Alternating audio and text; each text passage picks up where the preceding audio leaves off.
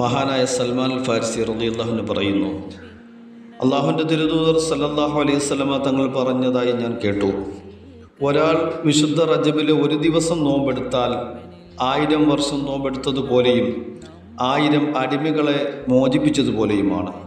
ഒരാൾ റജബിൽ ദാനധർമ്മം ചെയ്താൽ 1000 ദീനാർ ധർമ്മം ചെയ്തതുപോലെയാണ്.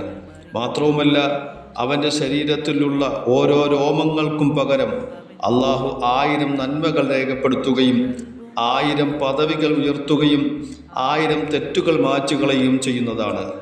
അവൻ അനുഷ്ഠിക്കുന്ന ഓരോ നോമ്പിനും അവൻ നൽകുന്ന ഓരോ ധർമ്മത്തിനും 1000 ഹജ്ജിൻ്റെയും 1000 ഉംറകളുടെയും പ്രതിഫലം രേഖപ്പെടുത്തുകയും സ്വർഗത്തിൽ 1000 വീടുകളും 1000 കൊട്ടാരങ്ങളും 1000 റൂമുകളും നിർമ്മിക്കുകയും ചെയ്യുന്നതാണ്. ഓരോ റൂമിലും 1000 അറകളും ഓരോ അറകളിലും സൂര്യനേക്കാൾ 1000 ഇരട്ടി പ്രകാശമുള്ള 1000 അപ്സരസുകളായ ഹോർലിംഗങ്ങളും ഉണ്ടായിരിക്കുന്നതാണ്.